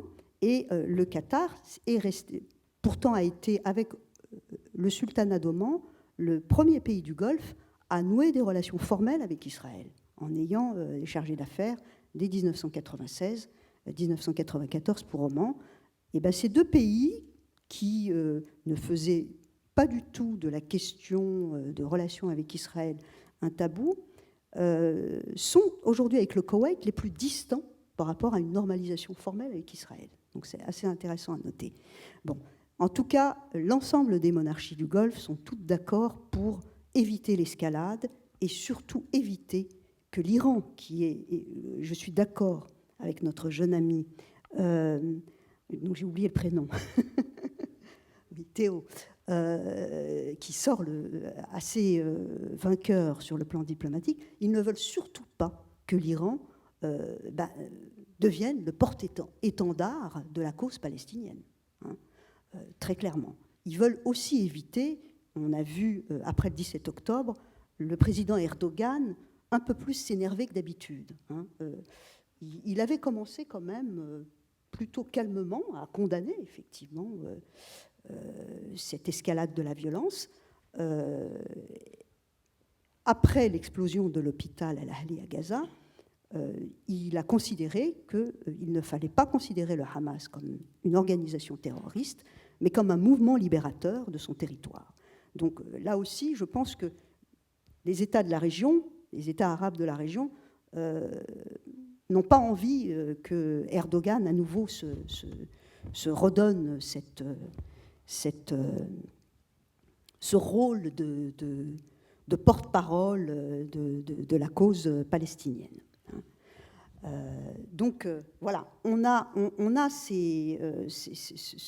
une diplomatie arabe comme ça, multi-articulée, multidimensionnelle, non pas collégiale et avec certaines différences, mais une volonté absolue d'éviter la contagion de cette guerre dans la région et d'éviter que l'Iran apparaisse comme celui qui porte la cause palestinienne, puisque je suis assez d'accord avec Théo, c'est plutôt pour l'Iran par opportunisme qu'on saute sur l'occasion. Donc voilà à peu près ce que je voulais dire.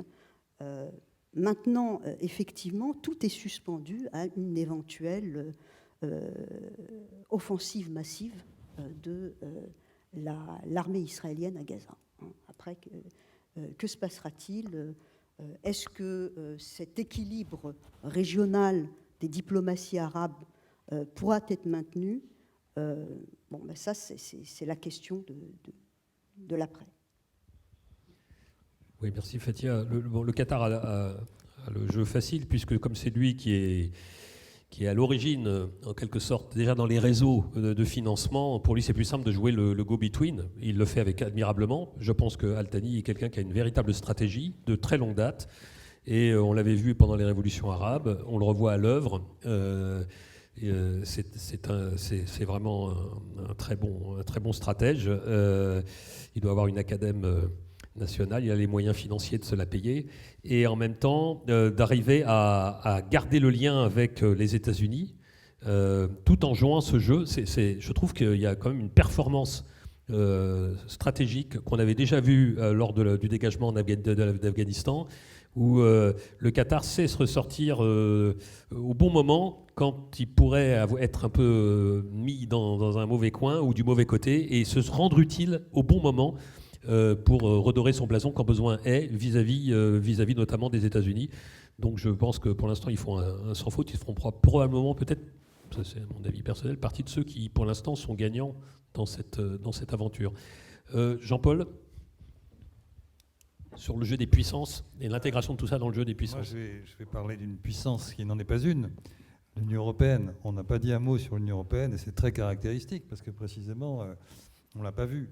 Et non seulement on ne l'a pas vu, mais en plus, on a assisté au défilé de chacun des responsables. On a vu les Britanniques, que je réinsère pour le moment dans l'Union européenne de manière symbolique. On a vu l'Allemagne, on a vu l'Italie, puis on a vu le président français. Et en tant qu'Européen, moi, j'aurais rêvé que les chefs d'État ou de gouvernement européens aillent ensemble sur place, à la fois à Tel Aviv, mais aussi à Ramallah, au Caire, à Amman, et déploie une politique cohérente, fondée sur un certain nombre de principes majeurs. Et c'est tout le contraire qui s'est passé, c'est tout le contraire.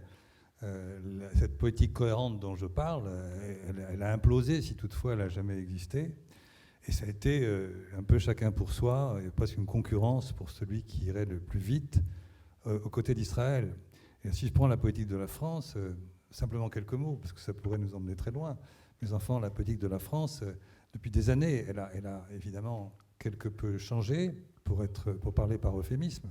C'est-à-dire que là où nous étions en capacité, disons, d'avoir une vision politique, de dire et de construire le droit international, quelles que soient les conjonctures et les difficultés, on est tombé, au fond, sur une posture qui est, au fond, très réductrice.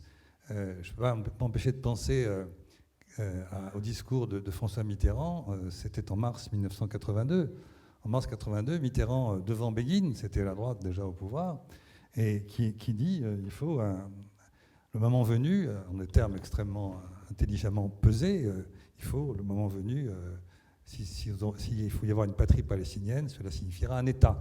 Il dit ça à Begin, qui évidemment récuse complètement cette formule, et quelques semaines après, ou quelques mois après, c'est l'invasion du Liban et ça nous fait écho, Begin voulant éradiquer l'OLP.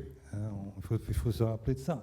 Et la France, à ce moment-là, et la comparaison s'arrêtera là pour plein de raisons, mais enfin, la volonté à ce moment-là d'éradiquer l'OLP, évidemment d'assassiner les membres de l'OLP d'Arafat, en premier, qu'est-ce qu'a fait la France ? Elle a fait en sorte que l'OLP sorte de Beyrouth et soit installé à Tunis. Parce que Mitterrand avait une vision qui consistait à penser que l'OLP serait un jour un interlocuteur incontournable, indispensable pour un processus de paix. C'était la seule solution. Donc voilà, quand on fait ce genre de référence, c'est-à-dire de quelqu'un qui a une vision politique, on pourrait aussi continuer sans doute avec Jacques Chirac, en oubliant un instant ce qu'on répète tous les jours, ce qui s'est passé à Jérusalem. Mais tout de même, il y avait cette vision. Et cette vision, elle s'est étiolée, effritée, émoussée, elle a pratiquement disparu, pour en revenir à une posture qui est extraordinairement réductrice, qui est au fond une position très pro-israélienne. On peut comprendre l'émotion, bien entendu, sur cette dimension-là et cet aspect-là. Moi, je n'ai rien à dire. C'est tout à fait logique, surtout qu'il y a des Français qui sont concernés, surtout qu'il y a eu des victimes françaises. Mais au-delà, il s'agit de penser en termes politiques, de penser en termes rationnels, précisément parce que nous sommes dans un moment difficile d'émotion à tous égards. Et au fond, de ce point de vue-là, je crois qu'on est un peu déçus. Et la dernière proposition qui a été faite, c'était, je crois, hier ou avant-hier, qui consistait à monter une coalition internationale du type de Daesh, est une proposition qui, en étant extrêmement aimable, je dirais qu'elle n'a simplement aucun sens, à aucun point de vue. Elle est absolument... elle ne correspond à rien, finalement. Et d'ailleurs, on a vu le Quai d'Orsay et même l'Élysée essayer de rétro-pédaler de manière assez confuse, parce que ça ne mène à rien. Donc c'est ça qui est un peu dommage, c'est que les Européens, la France, n'ont pas saisi cette occasion pour réaffirmer une position, une posture. Alors ça commence maintenant, il y a une évolution qui se fait en France et ailleurs. On revient à des fondamentaux, et ces fondamentaux, finalement, ils nous renvoient à du droit international. Et ce qui nous renvoie à la résolution que j'évoquais tout à l'heure, c'est-à-dire l'inadmissibilité de l'acquisition de territoires par la force, l'illégalité de la colonisation, la nécessité de 2 États, même si aujourd'hui cette solution paraît si loin qu'elle paraît impossible. Ce que je veux dire, c'est qu'il faut réintroduire de la vision, et puis pour réintroduire de la vision, il faut quelque chose d'important, c'est une voix. Et moi j'ai toujours pensé, et je continue à penser, ce que Karim l'a évoqué un peu tout à l'heure, la France avait une voix, et cette voix, elle est quelque peu dissipée aujourd'hui. Je ne suis pas sûr qu'elle soit encore très forte, et il faudrait la restaurer. Et je crois qu'elle est attendue souvent. Moi, j'ai toujours cette illusion, alors je parle devant un certain nombre de gens qui sont plus compétents que moi pour ça, mais j'ai toujours eu l'illusion, peut-être parce que c'était une volonté de ma part, que nous avions quelque chose à dire. Mais quelque chose à dire au-delà de ce qui est partisan et de ce qui consiste à s'aligner sur telle ou telle position américaine ou israélienne. Et c'est ça qui est dommage. Et dans cette affaire, en plus, il y a des conséquences très importantes. Ça a été évoqué, des conséquences globales, parce qu'on ne peut pas solliciter le soutien du Sud global par rapport à ce qui se passe en Ukraine, et puis en même temps avoir cette posture qui est clairement du 2 poids et 2 mesures. Mettre l'Ukraine et Israël sur le même plan, c'est assez extraordinaire, parce que même si on peut dire qu'Israël est une démocratie, certes, même si on peut en discuter les termes, c'est quand même aussi une puissance occupante au sens du droit international. Donc il y a quelque chose là qu'il faut dire, il faut dire les choses. Et donc voilà, donc je trouve que, à moins que ça ne change dans les prochaines semaines, je fais toujours confiance à l'intelligence politique de nos dirigeants, donc peut-être que ça va rebondir, mais c'est un moment très important, car je crois que c'est un tournant, pas simplement pour le Proche-Orient, je crois que c'est un tournant pour les relations internationales quelque part, par les conséquences que ça va avoir, et notamment de la position des Européens dans le monde. Donc j'espère que l'intelligence politique de nos dirigeants va reprendre tout ça en main et à nouveau avoir une vision politique équilibrée et une fois encore fondée sur le droit international. Oui, en même temps, là, je repensais à 1982, sentiment d'occasion manquée. Je le comprends très bien, je pense qu'il est partagé par plein d'observateurs, et probablement en Israël également d'ailleurs. Et en même temps, à mon avis, enfin, il me semble que le retour en arrière de 40 ans n'est plus possible parce que le monde a changé, et il y a quelque chose qui a complètement changé, qui n'existait pas du tout à ce niveau-là en 82. C'est quand même l'islamisme radical. C'est qu'aujourd'hui, il y a une idéologie religieuse extrémiste, on peut le dire comme ça, qui a remplacé le nationalisme. Mais raison de plus pour avoir une vision politique. Absolument, ce qui n'empêche absolument pas de remettre du rationnel là-dedans. Ça l'exige. Mais ce que je veux dire, c'est que c'est un point parce qu'on peut regretter en disant « Ah oui, mais regardez, en 82, on ne disait pas la même chose, mais on n'était pas confronté au même sujet. » Et il me semble que, paradoxalement peut-être, pour un pays comme la France, confronté lui-même à un problème interne de gestion d'un radicalisme qu'il doit gérer, finalement, ça lui a coupé ses marges de manœuvre. Alors on pourrait croire que ça lui donnerait des marges de manœuvre supplémentaires d'être aussi un pays qui est en intimité, j'allais dire, avec une problématique du Sud et qui touche tous les pays de la région, arabo-musulmans, parce que quand on va dans les pays du Golfe, en fait, ils parlent, enfin, en tout cas, quand on va par exemple aux Émirats ou en Arabie Saoudite, ils parlent des frères musulmans de façon extrêmement. Enfin, ils en ont très peur, et en Égypte également. Et donc, on pourrait imaginer que ça nous met une proximité, et en fait, pas tellement. Ça inhibe un peu nos décideurs. Je ne sais pas si vous êtes d'accord avec ça. Je ne vais pas reprendre la parole, je laisse ça à mes camarades. Mais juste, je ne conteste en aucune manière la différence fondamentale de contexte. Encore qu'il y aurait aussi des nuances à apporter dans ces différences de contexte, il y a aussi quelques ressemblances, mais on n'a pas le temps de les voir. Ce sur quoi j'insiste, et je plaide pour une vision politique, et non pas sur ce qui s'est passé ces derniers jours, une sorte de bricolage qui donne dans l'agitation, qui propose des choses et qui les oublie ensuite, ou qui propose des choses qui n'ont pas de sens. C'est ça que je veux dire. Et la vision politique, c'est quelque chose qui serait bien utile dans des circonstances aussi difficiles. Alors un pays qui, lui, alors pour le coup, est transpercé de partout, c'est le Liban, et de toute cette tension qu'il vit dans sa chair. Karim Emile, quelle est votre vision ? Ce serait effectivement un enjeu de protéger un petit pays comme le Liban, qui est un État tampon de la géopolitique internationale, qui a toujours réussi à greffer des conflits externes sur une situation interne qui est naturellement conflictuelle. Comment parvenir aujourd'hui à éviter un effondrement total de ce pays, puisqu'on est déjà au bord du state collapse, de l'effondrement de toutes les institutions étatiques, et que de grands périls nous attendent. Et la grande question, vous avez parlé de monstres froids. Et en effet, pour répondre à Nietzsche qui avait dit les États sont les plus froids des monstres froids, le professeur à Harvard, Stanley Hoffman, avait écrit un petit livre. Il avait dit le défi pour les relations internationales. Le livre s'appelait Une morale pour les monstres froids. Quelle morale pour les monstres froids ? On a le sentiment aujourd'hui qu'en l'absence d'organismes de régulation, le Conseil de sécurité des Nations Unies est totalement polarisé. Il n'y a véritablement plus de capitaine, nous vivons dans un bateau ivre, la planète tout entière est emportée. Et nous n'avons plus de critères, nous n'avons plus donc ce sentiment de deux poids et deux mesures. S'il est tellement présent, c'est parce que les histoires sont radicalement différentes. Pour l'Europe, le grand événement, le grand traumatisme du XXe siècle, c'était bien évidemment la Seconde Guerre mondiale et la Shoah. Dans les pays du Sud, on regarde la question palestinienne à travers le prisme du combat contre le colonialisme. Ils y voient une dernière situation coloniale. Donc tant que nous n'aurons pas réussi à faire dialoguer ces deux mémoires historiques, à travailler à cette cicatrisation mémorielle, on voit cette semaine jusqu'à quel point les passions reviennent. Ça veut dire que des questions historiques très profondes n'ont pas encore été résolues. Et c'est en cela que des pays comme la France, l'Union européenne, une ville comme Toulon, ont un rôle absolument fondamental à jouer parce qu'il faut retisser ces liens entre les deux rives de la Méditerranée. Ce qui m'inquiète le plus aujourd'hui, c'est cette accentuation des lignes de faille. On a l'impression d'être pris dans un véritable dialogue de sourds, et c'est dans ces moments-là que le jeu des puissances devient dangereux. Je rejoins tout à fait ce qui a été dit par Fatiha et Théo. Ce qui est dangereux, c'est les tentatives iraniennes à travers les décennies précédentes de confisquer, de kidnapper la question palestinienne. L'islamisation de la question palestinienne a permis à Israël de noyer un peu cette question dans le cadre de la guerre globale contre le terrorisme, d'un supposé choc des civilisations, etc. Donc ça a été un coup particulièrement dur porté à la question palestinienne, qui n'est plus perçue comme un conflit territorial, mais à travers ce prisme de la lutte contre l'islamisme. Et il faut aussi rappeler que l'une des rares lois d'airain dans les questions moyen-orientales, c'est la loi des conséquences inattendues, des conséquences imprévisibles.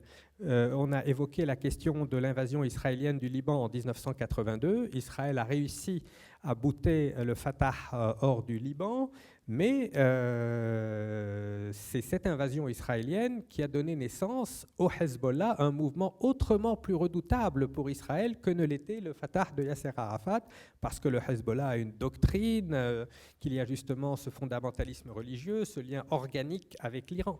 Donc il faut prendre garde à ce que chaque tentative d'éradiquer, et là je suis sceptique, parce qu'au premier jour de la guerre de juillet 2006, l'objectif israélien était aussi supposément d'éradiquer le Hezbollah. 2-3 semaines après, le discours avait changé, et un mois après, cette guerre s'est achevée sur l'incapacité d'Israël d'atteindre ses objectifs militaires, ce qui a permis au Hezbollah, même si le Liban avait payé un prix extrêmement lourd, de se présenter en force de dissuasion. Il faut prendre garde à ce que cette opération terrestre contre Gaza ne finisse pas par faire émerger un radicalisme encore plus extrême que celui du Hamas. Encore une fois, les militaires sont peut-être mieux placés que les diplomates aujourd'hui, pour revenir à cette fameuse dichotomie entre le soldat et le diplomate. Aujourd'hui, ce sont les militaires qui ont pris conscience, peut-être plus que les politiques et plus que beaucoup d'intellectuels, des limites de la force brute. Cette guerre globale contre le terrorisme qui a été déclenchée après le 11 septembre 2001 a eu un coût phénoménal en vies humaines, plus d'1 million de civils irakiens, un coût financier qui est estimé aujourd'hui à près de 21 trillions de dollars, c'est-à-dire 21 000 milliards si vous incluez les frais médicaux, tous les frais annexes, etc. Et on se retrouve avec les talibans qui sont de nouveau au pouvoir en Afghanistan. On se retrouve avec l'Irak qui est aujourd'hui à la fois en partie un État failli, en partie une colonie iranienne. Donc cette guerre contre le terrorisme a été extrêmement contre-productive. Et il est à craindre que les méthodes employées par Israël aujourd'hui pour venir à bout du Hamas ne viennent encore plus renforcer ces lignes de faille entre le nord et le sud, entre l'Occident et le monde arabe, et qu'ils nous épargnent, qu'ils nous empêchent de mener à bien ce débat sur la nouvelle gouvernance à l'échelle internationale, sur la morale qui doit être celle des monstres froids, et de revenir à une lecture profane des conflits, de ne plus... le dernier discours de M. Netanyahou hier était purement théologique. Ça rappelait un peu les discours de Bush après le 11 septembre. Si on ne revient pas à cette lecture profane, à envisager cela comme une situation coloniale, comme un conflit territorial, et que des concessions pourraient entraîner, comme dans l'initiative de paix de Beyrouth de 2002, des concessions israéliennes sur l'arrêt de la colonisation pourraient entraîner une reconnaissance d'Israël par tous les pays arabes. Si on ne revient pas à cette logique politique, si on va encore plus loin dans le messianisme et la vision théologique, on est véritablement au bord d'un abîme encore plus profond que celui qu'on a vécu pendant ces dernières décennies. Je suis d'accord avec ça, personnellement en tout cas. Maintenant, je propose qu'on passe aux questions de la salle. Je vous propose donc je crois qu'il y a des micros. Ah pardon, excusez-moi. Avant de passer aux questions, excusez-moi Théo. Non, bien entendu. Donc, alors là, donc l'Iran, on en a parlé. Et ce qui m'intéresserait, c'est de voir un peu le jeu, avec la Chine bien sûr, avec la Russie également, qui joue un jeu particulier, et comment tout ça peut évoluer, question vue de Téhéran. Et donc, ceux qui ont des questions se préparent leurs questions, s'il vous plaît. Alors, je ne suis pas un grand spécialiste de la Russie. Je connais les relations entre l'Iran et la Russie, mais je ne me sens pas de m'engager dans une analyse de la posture russe face à cet enjeu. En revanche, je peux me prononcer par rapport à la vision chinoise. Et justement, le mot vision est important. Enfin, à mon sens. Et justement, M. Chagnolot a insisté dessus. J'ai l'impression, travaillant sur les relations entre la Chine et l'Iran depuis quelques années, que ces deux pays partagent une vision. Et le point commun de cette vision, c'est l'anti-occidentalisme. Et puis, moi, je ne travaille pas uniquement sur l'Iran et la Chine, je travaille sur l'Iran, l'Asie centrale, l'Asie du Sud, etc. Disons, j'essaie de regarder ce qui se passe en Eurasie, comme en Asie. Et j'ai l'impression que le dénominateur commun des recompositions géopolitiques en cours est véritablement l'anti-occidentalisme. On peut l'appeler de plein de manières. Et après, je me pose la question, mais c'est dû à quoi ?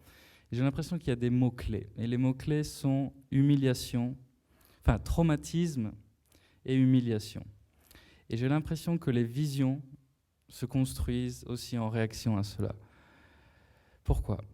L'architecture post-45 internationale, elle a vu le jour en réaction à un traumatisme significatif. La Chine et l'Iran, pour rester dans mon champ de compétences, sont deux États, deux régimes révolutionnaires qui ont vu le jour en réaction à des traumatismes et à des humiliations. Chacun à sa manière. La Chine aime bien, les dirigeants chinois aiment bien insister sur le siècle d'humiliation qui a commencé au milieu du 19e siècle. De par les guerres de l'opium avec le Royaume-Uni et les concessions, je ne vais pas rentrer dans les détails, et qui a pris fin en 1945. Et après, il y a ce siècle de transition qui amènera à 2049, et donc il faudra s'attendre à ce que la Chine se prépare à cette échéance de 2049 qu'il faudra prendre au sérieux, mais bon, il y a un peu de temps. Et l'Iran, même chose. Ce régime se construit sur des traumatismes et des humiliations. Et la dernière humiliation en date, et j'étais en Iran à ce moment-là, a été le retrait des États-Unis de l'accord sur le nucléaire iranien qu'on n'a pas mentionné. Et ça a été véritablement vécu comme une trahison et une humiliation. Et dans le cadre de mon questionnement, de ma recherche doctorale, j'essaie de comprendre comment ces humiliations, ces traumatismes donnent lieu à des comportements, à des décisions politiques. Comment ils influent sur le processus décisionnel. En gros, sortir un peu de cette rationalité, que cette théorie de l'acteur rationnel, qu'il est difficile en Occident, à mon sens, il est difficile de s'en émanciper parce qu'elle est un peu consubstantielle de notre héritage, j'aime pas dire culturel, et je pense que ces pays-là pensent d'une autre manière. Et je pense que cela est véritablement à prendre en compte. Puis ensuite, il y a la question des recompositions en cours. Et ces recompositions en cours, elles n'ont lieu que... Enfin, elles se focalisaient par ce que j'ai souligné précédemment, à savoir le fait qu'on a un ennemi, mais ce n'est pas un ennemi, c'est une entité qui nous a humiliés, méprisés, mais qui en même temps nous attire, parce que quand on voyage à travers le monde, en Asie, moi je voyage dans le Caucase, en Asie centrale, en Iran, c'est un peu compliqué en ce moment, mais j'y ai vécu, on voit bien que les populations sont attirées par ce modèle occidental, sont attirées par ce mode de vie, mais en même temps, il y a une forme de ressentiment qui, à mon sens, coagule et coalise l'ensemble des recompositions en cours en ce moment. Puis, quant au positionnement de la Chine par rapport au conflit entre Israël et le Hamas, Je pense que la Chine est un spectateur très intéressé, qui ne va pas s'engager ne va pas précipiter, mais bon, il suffit de suivre le comportement de la diplomatie chinoise pour se rendre compte que les Chinois ne prennent pas de décisions affrétées, précipitées, pardon.